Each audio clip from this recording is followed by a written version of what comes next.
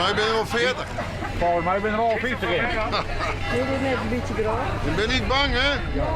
Nou, dan gaan we dan. Wat is een man in het zwart binnen? Ik weet het net. Het is wel goed 34 jaar geleden dat ik voor het laatst een dropping hier, maar zo voel je altijd, hè? Het is een dropping. Ja. Het is meer dan een dropping. Het is meer dan een dropping. Het is de nachtreis terug het beeld. Een avontuur wat we beleven en hebben geen idee wat er gebeurt. In elk geval is het nog oren voor Friesland culturele haardstad. 2018. Aarsmeer. Jaap Oosterwijk zit al 30 jaar in de kunst. Muziek, theater, televisie, cabaret. En nu is hij de motor van Opus Pandora, een mega voorstelling met 150 jongeren. Miranda Dijkstra won een Special Award en de publieksprijs voor kunstenaars met een verstandelijke beharing. Haar schilderijen hingen nou te pronk op Paleis Soestdijk. En het Noordelijk Koorfestival, een grut opzet evenement voor alle liefhebbers van klassieke koormuziek. Wij wienen bij de masterclass van Catherine Deans. Wij zijn normaal in een vrouw van Sabine. In die vrouw zit hij ook in een boot en het zwaait. Het wetter klotst in de houten boot. Oh jee, oh. Zet er boven!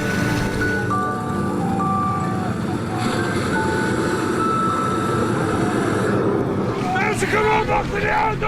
Ga naar het Hoogland! Ga naar het Hoogland! Kom op, die tank breekt door! Kom op mensen, ga naar een veilig gebied! Ga naar een veilig gebied! Red de Shell! Nou, dat belooft wat. Ga je ondertussen even zien naar een orenreportage. Opus Pandora gaat sneu in première in Snits. En het is een voorstelling, maar wel 150 jongeren. Het is een initiatief van Jaap Oosterwijk. Hij is een allround kunstenaar. En in die voorstelling kan hij een beetje zijn kritiek kwijt op de culturele kaalslag en ja, kuddegedrag van mensen, zo zei het er. Wie is die Jaap Oosterwijk eigenlijk? Hij wie ik cabaretier? Zeg maar eens even. Hey, wie is er al? Kom maar in. Het is vele aria. Dat draaide in de jaren 80, zeg maar, op een heel soort basiskwal in Friesland. En dat weer het project met het Fries Orkest. Omroep Friesland die maakte, er weer lesmateriaal bij. En squalvoorstellingen. Ja, machtig. Machtig. Nou, en dat eindigde altijd met een slotconcert. In de harmonie. Met het Fries Orkest.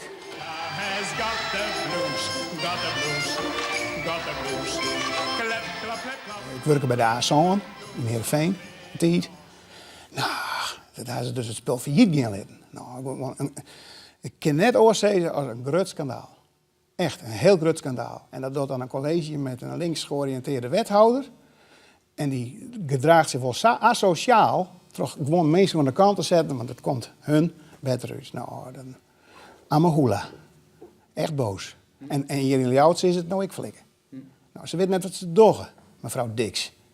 Echt. En daar ben ik echt lelijk om. Want het is kijk eens met voetbal. Haast ook geen Efkes, haast geen Ekes, haast geen Akes op een Nederland niet meer. Dit bestond, Jaap? Ja, dit ben ik. Hoe is het nou om dit nou weer zo even om te zien? Oh, dat is prachtig. Ja, dat is mooi. Ik mag heel eerlijk zeggen, het is inderdaad heel lang niet dat ik dit zie doen, hè. Al goed 30 jaar is het Mantgemer Jaap Oosterwijk warber in de Frieske kunst. Als muzikant, als docent, als acteur en als schreeuwer. Maar ook als bestuurslid en als cabaretier had hij actief west. Grote lesten leerde Haiti, doch de gluten ohne zee.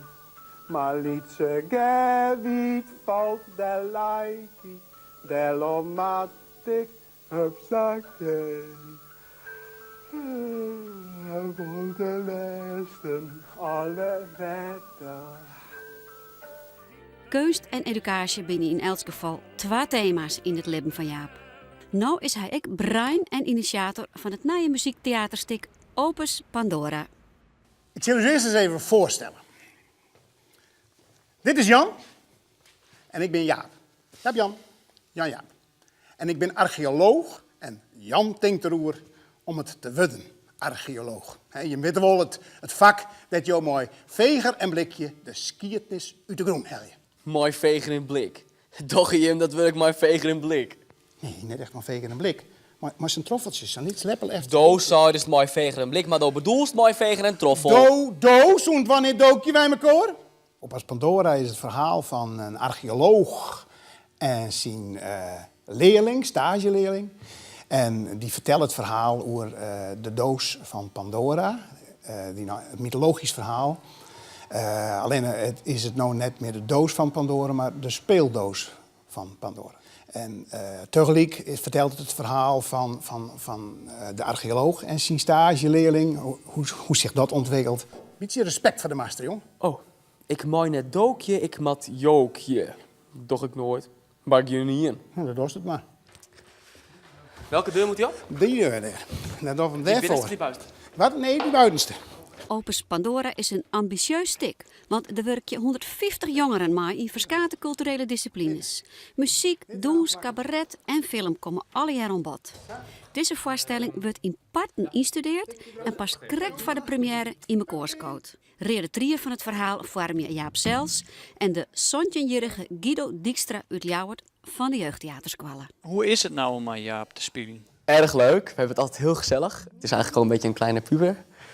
Maar dat is wel grappig, want we praten gewoon op hetzelfde niveau en dat is heel fijn werken, ja.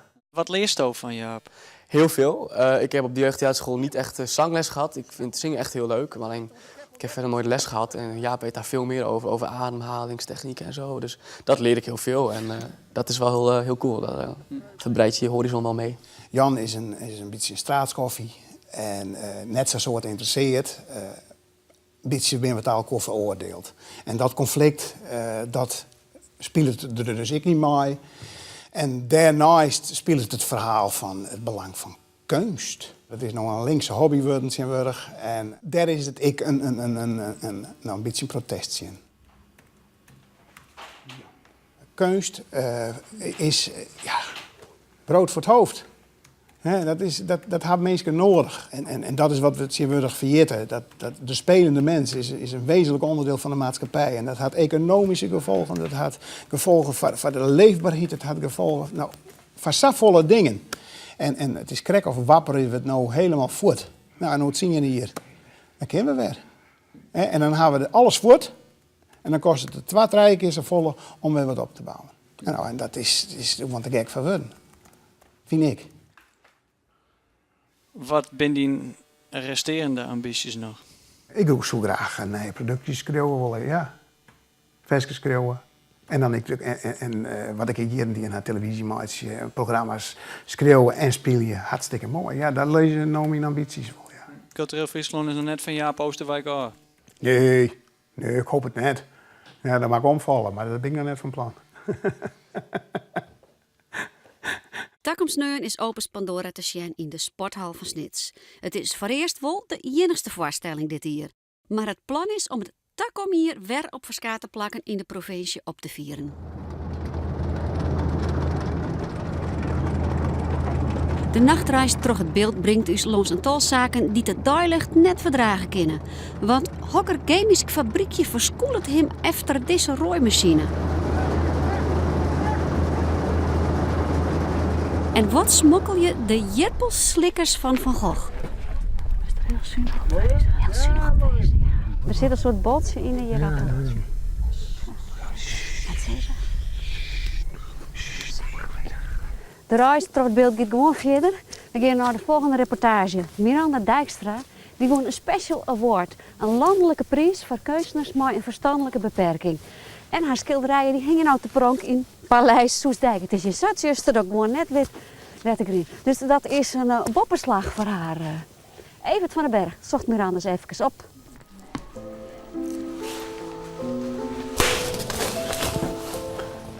Een nijwerk, Miranda? Ja.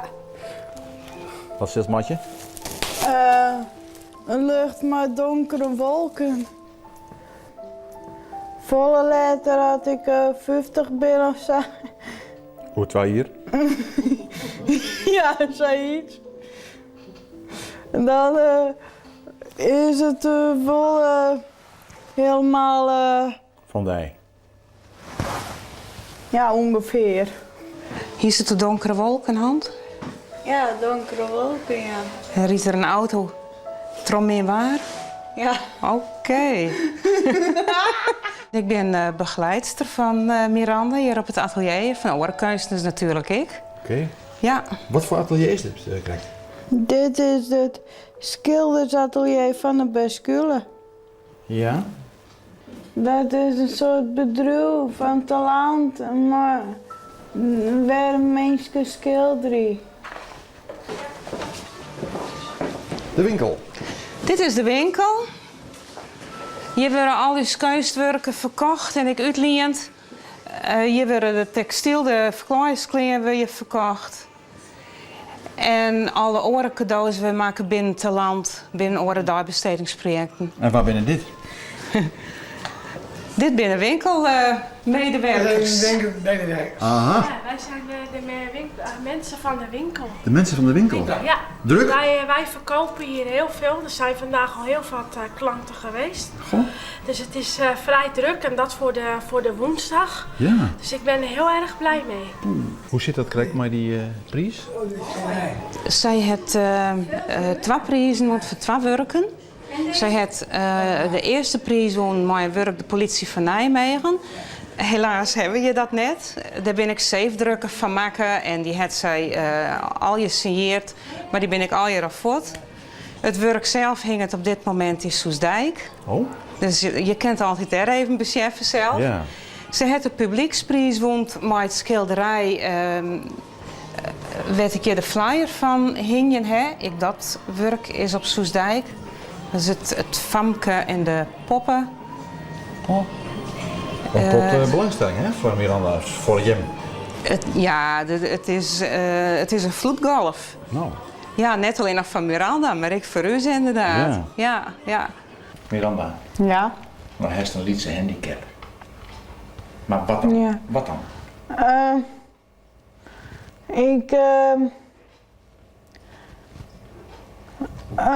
Ik kan het goed dingen onthouden. Maar Sjost die behandeling echt waarom in de kunst?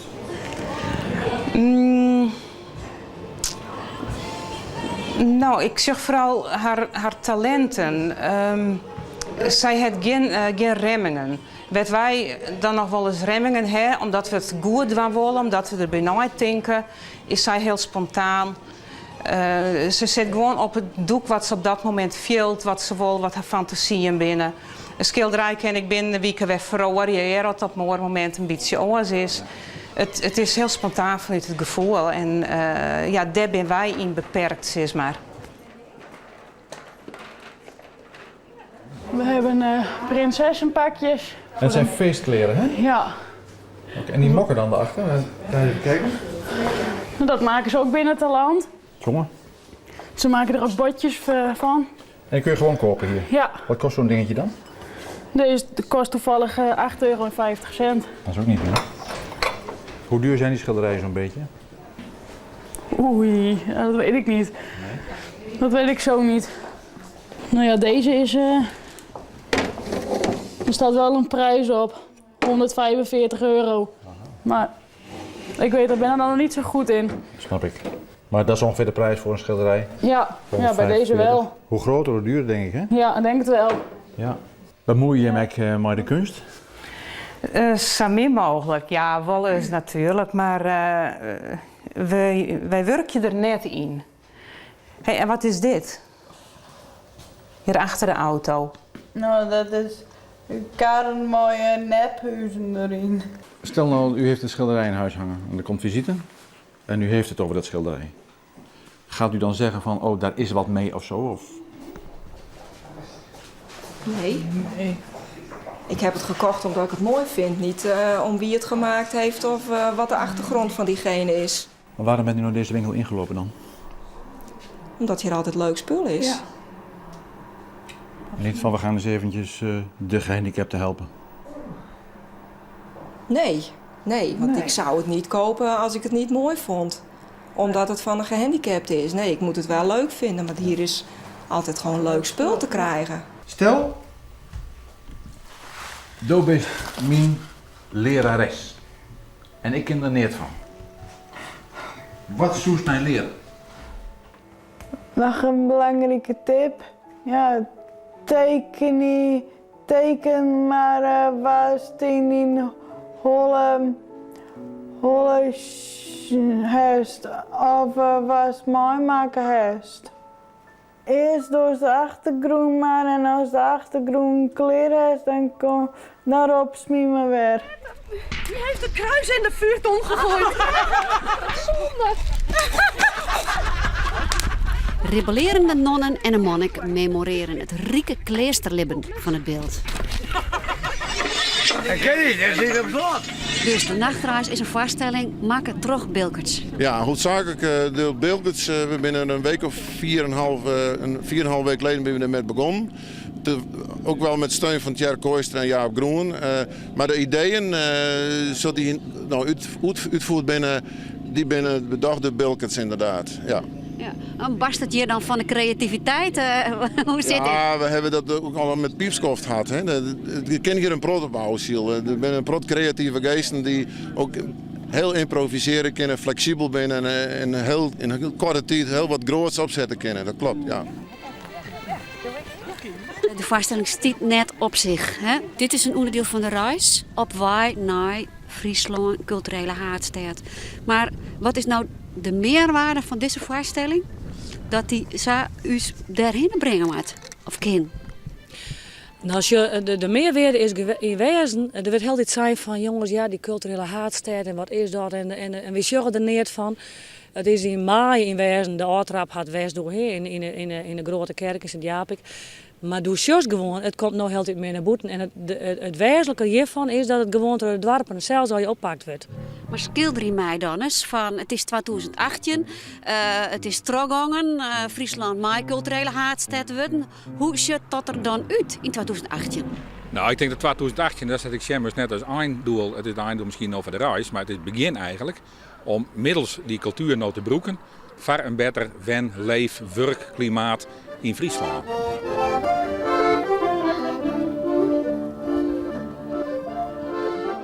Ik ga hier een jippel, moet ik die ooien? Ja. Anders mag je er niet in. Somebody oh, singing somebody oh, body cabanario, somebody oh. Van dit gezellige accordeonzangje geven we even naar hele orenmuziek. Al rond de week hoor, weer het Noordelijk Koorfestival in Ljouwert. En het is bedoeld om de klassieke kamerkoorcultuur een beetje een oppepper te gaan. Een protte concerten, maar ik workshops.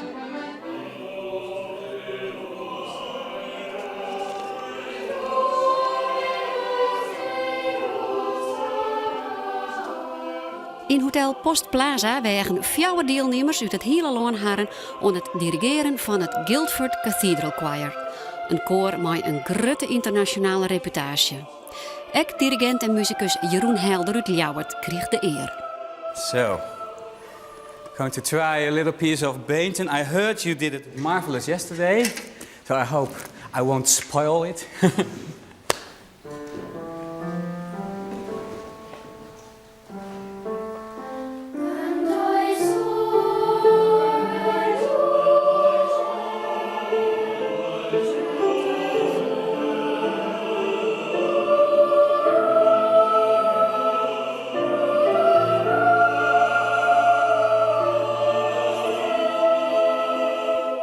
Ik betrapte mezelf er één moment op dat ik even eigenlijk niet meer aan het dirigeren was, maar gewoon het liet gebeuren. En dat was ook de eerste keer, allereerste keer dat we het stuk doorzongen, ging het koor op een gegeven moment een mooi groot crescendo maken. En ik dacht wel van, nou, dat is wel erg veel van het goede. Maar tegelijkertijd heb je ook zoiets van, het is ook heel fijn dat zo gebeurt.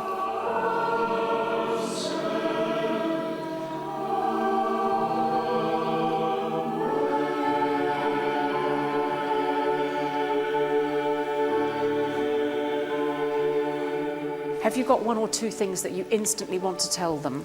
Yes, the main thing is that it's the gentlemen, the tenors are often, in my opinion, too loud. I agree entirely. Yeah. I've made that note. Okay, yes. Yeah. I think also you could make a decision as a conductor. Do you want that from the rest of the choir? Because I think you've then got to decide, whether, because, as you're quite rightly saying, the text there demands the forte, have the tenors got it right and everybody else has got it wrong? What do you think? No, I think the tennis got it over the top a bit, yes. Ja. Op dat moment, tenminste zo werkt het voor mij dan. Op het moment dat je onder spanning, je bent een beetje gestrest, alles staat op scherp. En op dat moment wordt er gezegd, heb je dat gehoord? Of hoe wil je dat precies hebben? Kijk je daar wel naar? Op dat moment gaat er in één keer een knop om. En ga je net even naar een hoger niveau. En ik denk dat dat een hele belangrijke leerervaring is. Dat je veel dieper aankomt dan wanneer je dat heel rustig op je eigen moment thuis achter je bureautje zou proberen te ontwikkelen.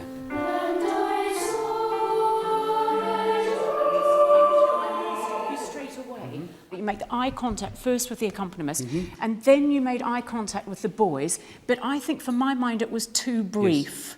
You gave them the first entry, and by the time you were at saw, you were down in the score again. And I think because, yes, you can rely on these gentlemen because they are professional to come in and sing the voice parts, but I would just dictate the phrase a little more to the boys.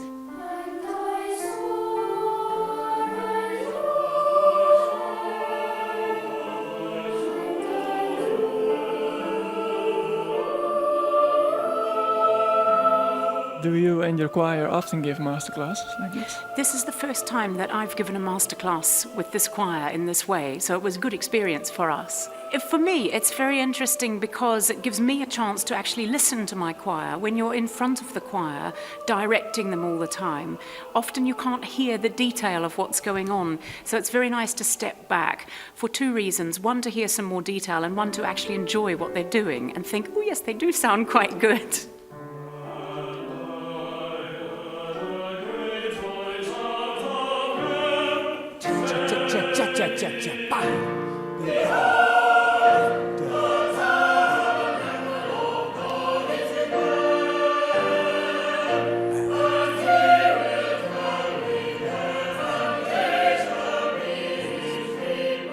That was really well managed, well done. You got a lot out of them there that you wanted them to do.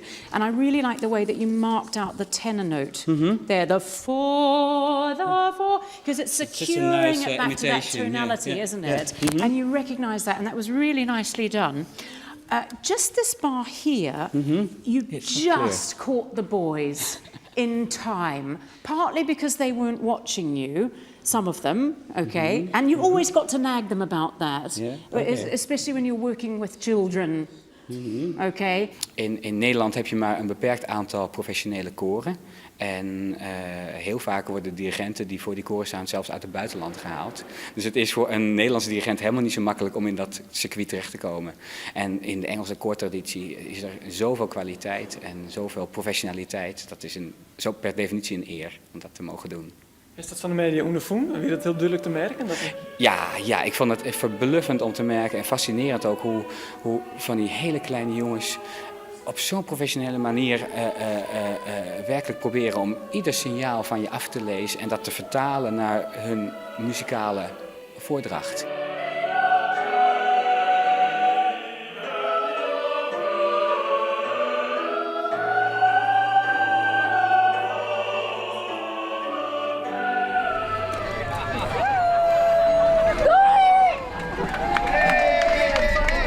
Zou je het heel erg slim vinden als het net teruggaat, Friesland Culturele Haardstad? Ik zou dat wel zeker weten. Ja. En wij moeten wel de deur houden. Ik weet dat de politiek al wat kritische vragen stelt, maar je moet nou vanzelf halverwege niet ophouden naar 2018. We zijn maar correct begonnen. Je moet het terug zetten, zeg je. Tuurlijk, deur zetten, de kop ervoor. Ja. Nou, het beeld zult net lezen. Nee. Het beeld gaat ervoor. Ja.